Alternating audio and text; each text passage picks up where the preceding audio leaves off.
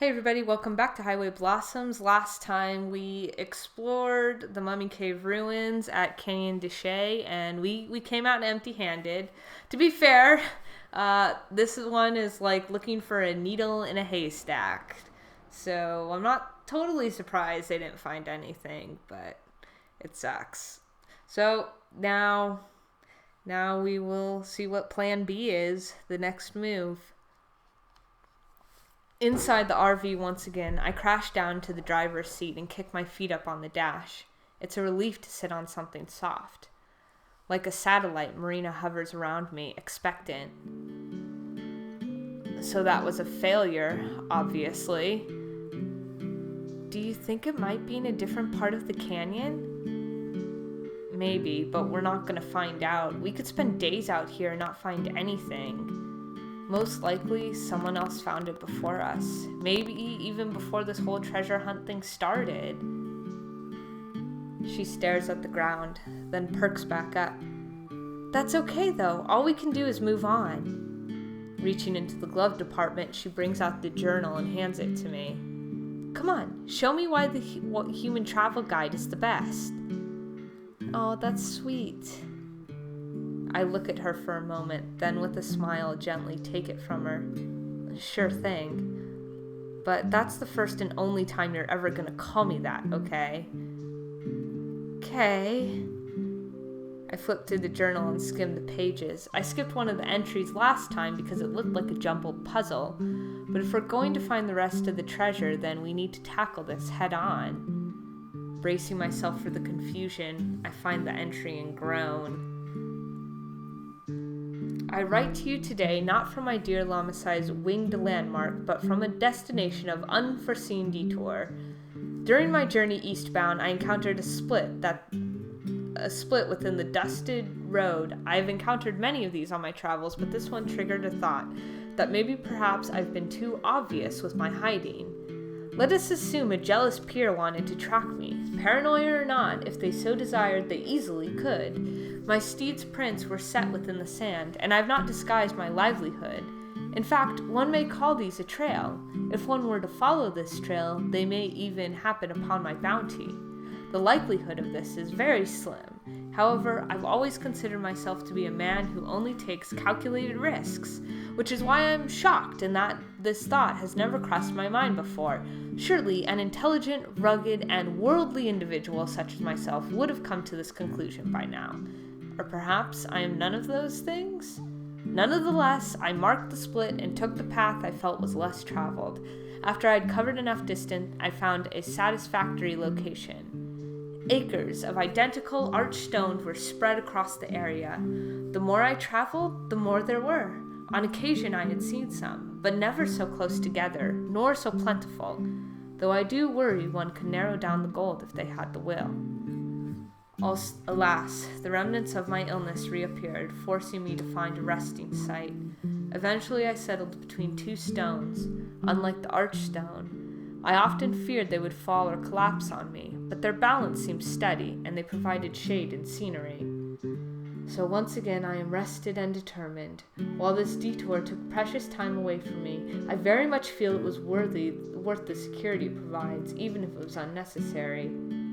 P.S. This morning I looked in my pouch. It would appear as if I have enough gold for one last burial. Lamasai's landmark seems more than proper for this. Oh no. Oh no. Does that mean you don't know where it's at? The opposite. I know exactly where it's at. Then what's the problem? I lean back in the chair and look at the ceiling. It's in Arches National Park. Oh, I think that's in Utah? I think. We're gonna find out I'm wrong in a second, probably. Arches is beautiful, I hear. I have not been there myself. But these awesome, sandstone arches that were very important, and still very important to Native American tribes nearby. They're very, very special places for them. Again, we're gonna go look for treasure there, which is a little concerning, but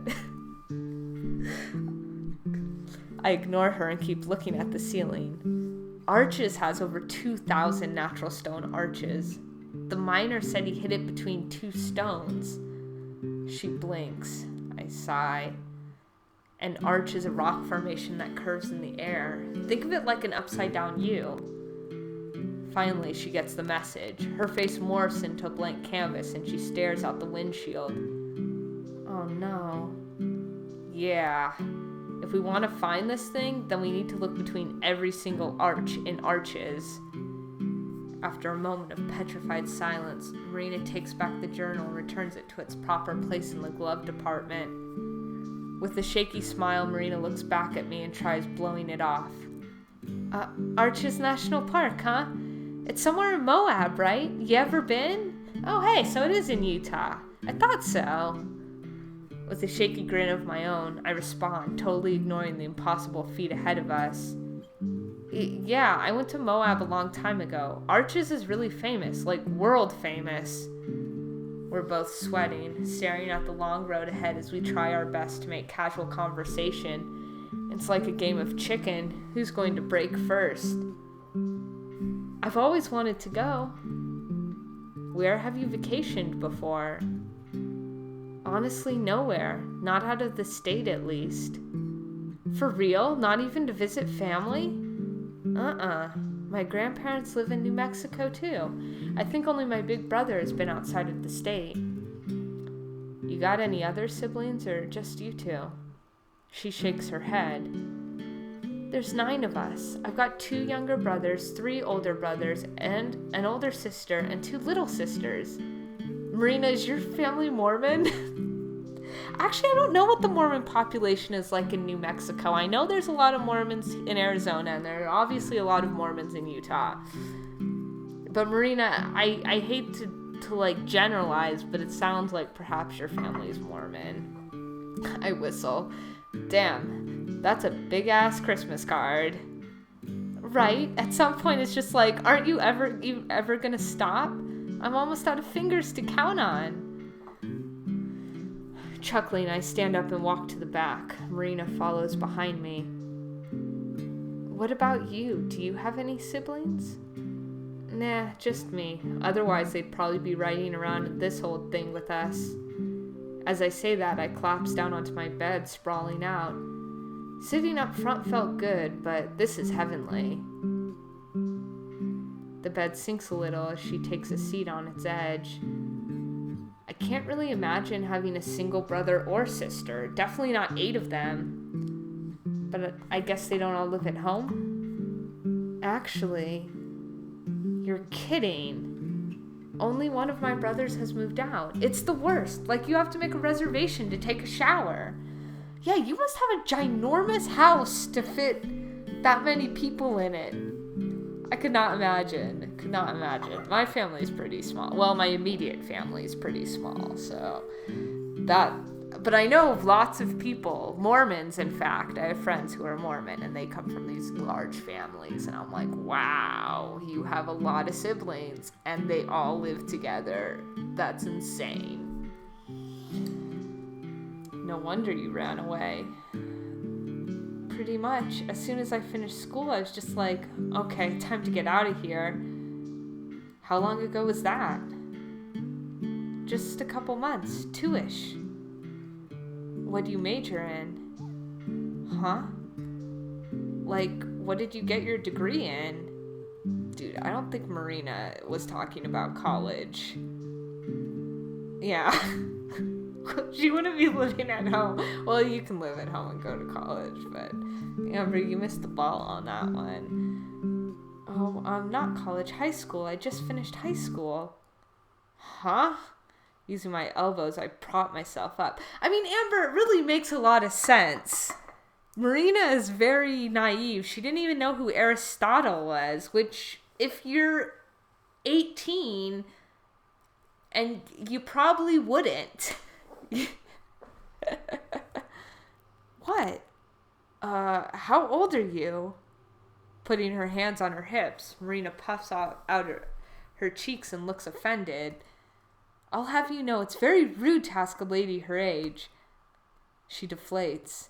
But I'm 18. Why? Oh, thank God. I let myself fall back again. I was afraid you were going to be underage and then I'd get arrested for kidnapping or something. No way. And besides, I told you my parents were fine with it. Well, accepted it. What about you? How old are you? But at least with Marina being 18, it really gives a good excuse for her naivete, which can be really irritating if there's no reason for it in stories and for characters, So it's nice because I can believe Marina is as naive and as skittish as she really is because she's only 18. Just a year older. Wait, you're only 19? Now it's her turn to be shocked. How old did you think I was? Marina busts up laughing. I'm actually a little bit embarrassed. I look away, blowing my hair from my face. Just kidding. I figured you were like my age or a bit older, 2 years at the most. I don't look at her, staring at the wall. Oh, come on, don't be mad. I was just playing. All of a sudden,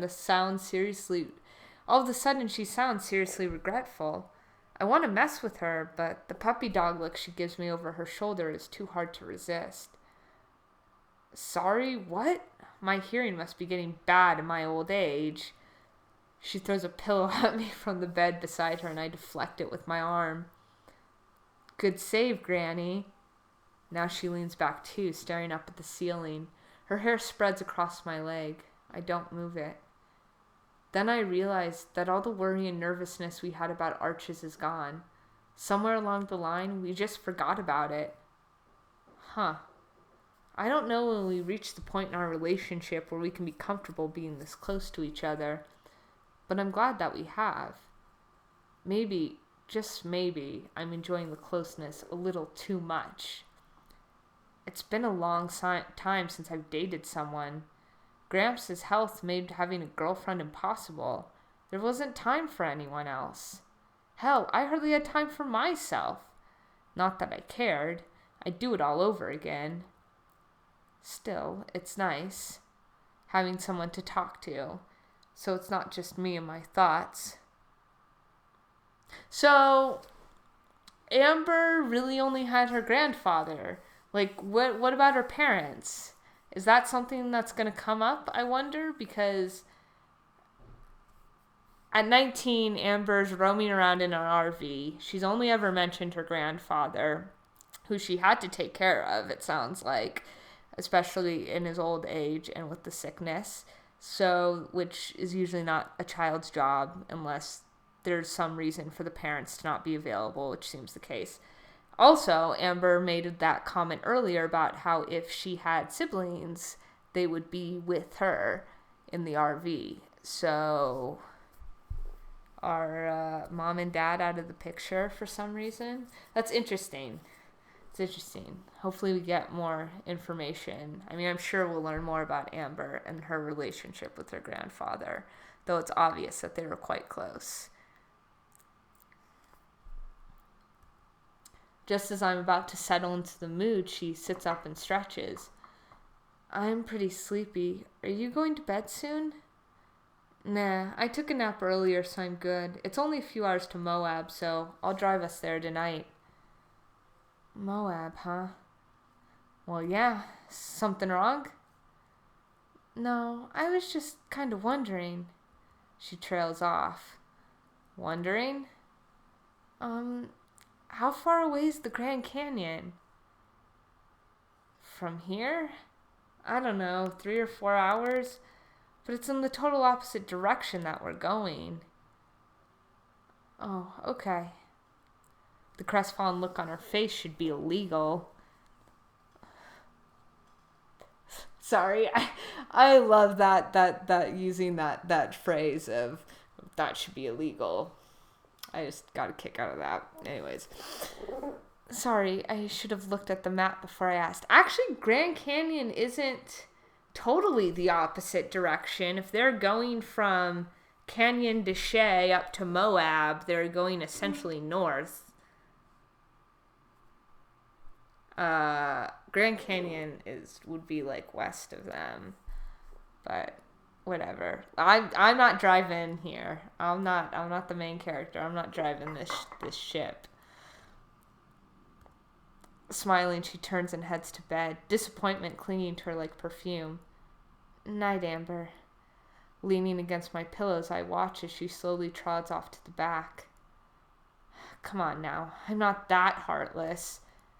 Wait a sec. She freezes mid-step.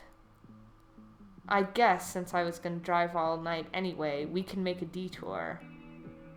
A pretty big detour, too, so don't blame me if all the treasure is gone by the time we're done. She turns around, hope springing in her face now.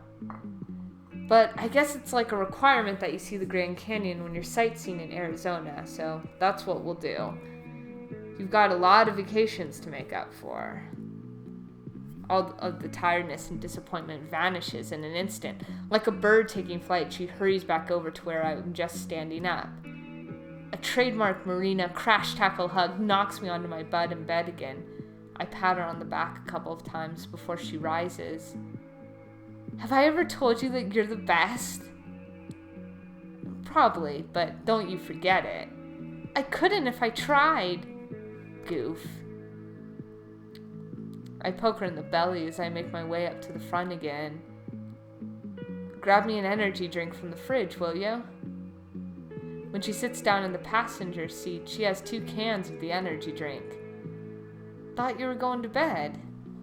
No way, I'm too excited now. I'll keep you company on the drive. Plus, it's only like 8 o'clock, isn't it? Beats me. Sounds right. I pop open the tab of my drink and take a long draught. It tastes awful, but it wakes me up like nothing else. I guess the makers cut out the sweeteners and nice flavors for more stimulants. Ugh, yeah. Cannot drink energy drinks just because the taste alone makes me want to vomit. To drink it faster, I hold my breath to hide the taste and chug. Gasping, I crumple the empty can and toss it into a trash bag. Marina, on the other hand, sips it daintily, wincing each time. People seriously drink this stuff? Somehow. It works, though. It's pretty much the strongest stuff you can get without a prescription. Yeah, it'll kill you. Oh, God, I don't even know how energy drinks are legal. I don't know how a lot of stuff we consume is legal. After taking another sip, Marina retches and sticks her tongue out. She reminds me of a cat with fur stuck on its tongue. She sets the can in the cup holder beside me. Do you want mine? I can't drink this. I'd have a heart attack if I drank too. Just leave it and I'll drink it tomorrow. Because the only way to improve an awful energy drink is to let it get warm and flat. As I start the RV, Marina says something, but it's soft enough that I can't hear her over the engine revving. What was that? Old lady hearing failing on me again. Smiling, she shakes her head. I was just saying thanks again. Don't thank me yet. I could fall asleep at the wheel and kill us both. At least I'd die happy. No, though, not just that. For taking me with you and doing the treasure hunt and everything. You must be super tired. You're saying all sorts of weird stuff now. I mean it. I know it's kind of random. I'm just really happy I met you. After a moment of blushing, I laugh a little under my breath. Yeah, me too. I prevent any more cheesy conversation by carefully pulling out of the parking lot and back onto the exit road. I'm definitely glad Marina's enjoying herself. I'm having fun too. But talking about that sort of thing, it makes me feel all squirmy inside. Like I don't match up to what Marina thinks of me. Pushing those thoughts out of my head, I focus on the road. We have to keep our eyes peeled for animals out here. There are lots of stray dogs in this part of the state, and dozens of deer and antelope just waiting to race cars. Yeah, and there's probably not a lot of lighting on those highways. Ugh, that's always so scary, driving at night when there could be animals running across the road. I hate it. The road's devoid of other vehicles, though, and since I know the exits to take, more or less, we should make pretty good time. Once we get back onto the highway, Marina hosts the bucket of tapes onto her lap. What do you want to listen to? I glance between the road and the bin, scanning both. I settle on an album that I haven't had the heart to listen to in a while, but it feels like tonight is the right time. I fish out the tape and slide it into the player. As the first chords start up, I watch Marina's face for a reaction. It won't have the same sentimental value to her, I know, but it's an emotional album in general. Lots of dynamics to the music, and simple but heartfelt song writing. Gramps used to try and play along, but said he couldn't quite capture the feeling himself.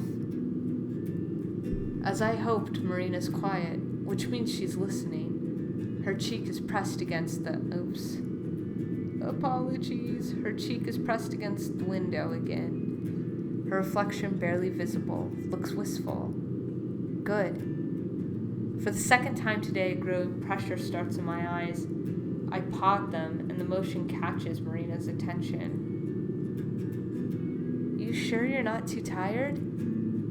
Oh yeah, eyes are just a little itchy. Damn it, my voice shakes as I speak, but if she notices, she doesn't say anything. This album was another one of Gramps' favorites, and there's a reason I haven't listened to it since he passed. Turning it on may have been a mistake. We may yet go off the road if I end up crying, or I might just die of embarrassment. I sniffle a couple times to keep myself under control. Damn allergies. I don't even know if she hears me. I'm kind of tempted to turn it off and play something else, but I want Marina to hear it. It won't mean anything special to her, I'm sure. I want to see what she thinks, to see if maybe Gramps and I were crazy, or if there was more to the music and the man playing it. He was a guitarist and songwriter who just went by the name of June. Died a few years ago. Finding back the nostalgia and the bubbling feeling of how much I miss Gramps is hard. I'm able to hold on, though, and keep from breaking down. 45 minutes later, when the tape ends, Marina hits the play button again to start it over. I'd say it was worth it. I let it play on for hours, long after Marina's fallen asleep beside me. Onward to the Grand Canyon. Grand Canyon's such a cool place. Lots of special things happen when you're at the Grand Canyon, let me just say. So I'm looking forward to it. But we will arrive there next time, I assume. So, thanks for watching and listening, as always, and take care.